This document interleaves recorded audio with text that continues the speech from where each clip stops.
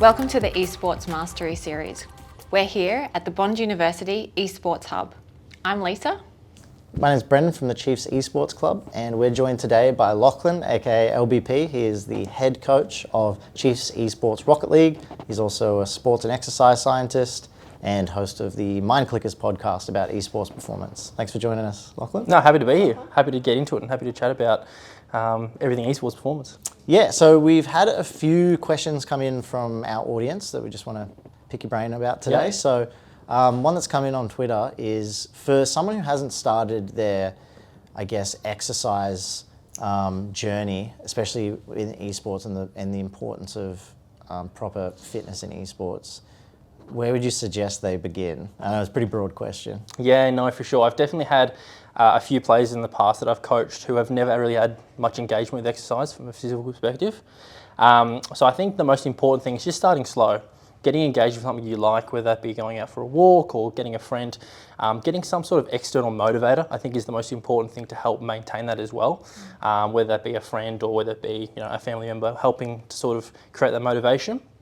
We're all gamers as well, so I think if you're able to gamify it as well, that could be a really good objective way of getting in exercise. I know previously there's a few players that I've coached who have downloaded an app on their phone, and as they do walks throughout the day, their in-game character levels up with them. So it's almost like an incentive to go on 3,000 steps, 4,000 steps a day and gradually work that up and increase your level of physical activity every day. Yeah, I love that, gamify your physical fitness. That's awesome.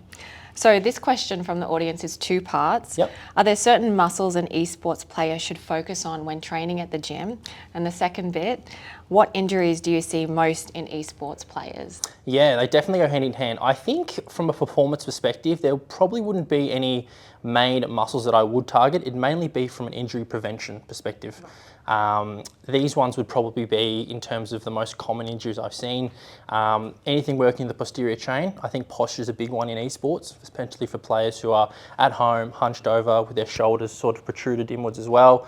That can have a bit of an impact long term, especially if you're not doing much outside the game. Another one as well is sort of potentially working most of the flexors and the extensors of the forearm. Obviously the hand and the wrist as well, mainly the ones that I've seen.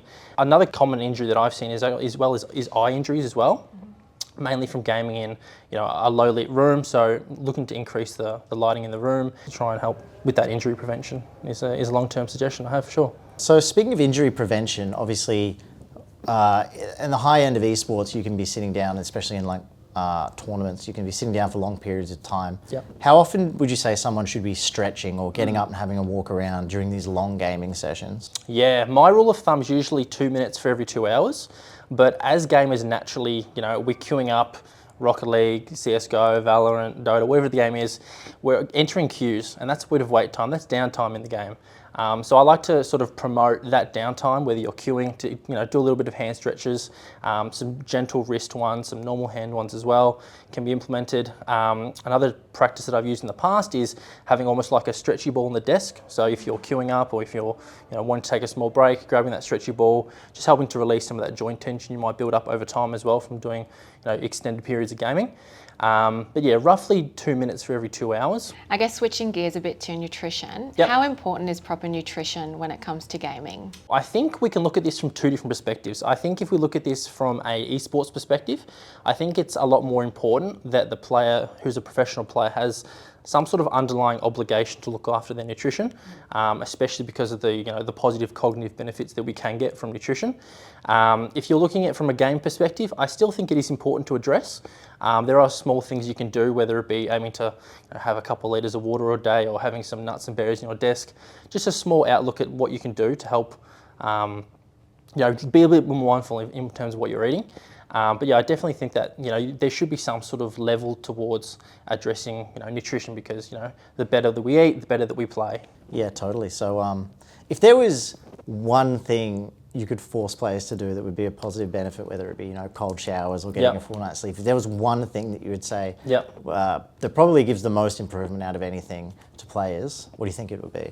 Funny you say that, Brendan. Ideally, I would like all three, but if I had to choose just one, I think it would probably be the cold shower. Yeah. It's what I've used in the past with players. Almost acts as like a reset button. Right. For whether it be long periods of gaming or whether it be if you're just waking up in the morning and want a little bit more energy. I was actually part of a research panel a few years ago that looked at cold showers in cryotherapy and the use for traditional sports. And they found there was actually quite a lot of cognitive benefits in relation to physical performance, but also cognitive benefits as well in terms of increased reaction time, increased alertness. It can build up resilience over time as well. So yeah, definitely that cold shower. And if you, I guess, have that cold shower, have that reset, you might be more inclined to have breakfast or go do a bit of exercise. So it could be a 3-in-1. I guess longevity is a hot topic when it comes to professionals in gaming, as a lot of them retire in their early 20s. Yeah. Can you suggest or provide any guidance in relation to extending your career in this area? Yeah, for sure. I think it's pretty funny. I've worked with, I want to say 30 plus professional players throughout my current career. Some as young as 15, some as old as 29. So I've had both ends of the spectrum in terms of what players do to maintain that level of performance at the highest level.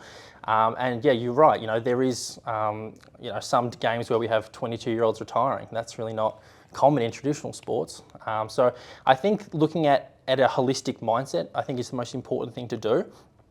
There is a few mindsets that have sort of encompassed some of these gamers whereby I've reached the top by doing what I do and what I know best. So why would I look to do something different? And it's about having that mindset and being open towards things that you can maintain your performance, such as, being open to what I call the pillars of performance, such as, addressing exercise, sleep, hydration, supplementation, and also ergonomics in that way as well. And even if you're making just a small change, just a 1-2%, that can drastically over a couple of years increase your longevity in the game.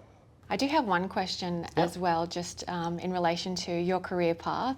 Can I ask what made you get into this area, especially with esports as well? Yeah, for sure. So I grew up gaming, naturally. I grew up gaming at a quite high level, playing Call of Duty back in the day.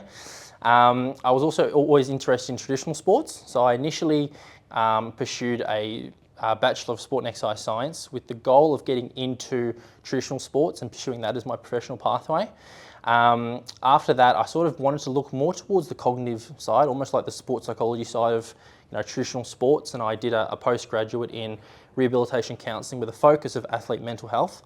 And that really, I guess, opened my mindset towards what the possibility is. And at the time, I got reached out by a few players, also known as previously on the Renegades. They were looking for someone to help with, I guess, their day-to-day, what can you help us with outside the game? Yeah. And I pretty much said, look, boys, I can't help you with the game itself. I've never really played it, but I can help you to be the best player you can be. And yeah, sort of originated from there. I really love that. Lachlan, thank you so much for your time today, for your insights and guidance. Really appreciate it. For sure. Really appreciate it. Thanks, mate.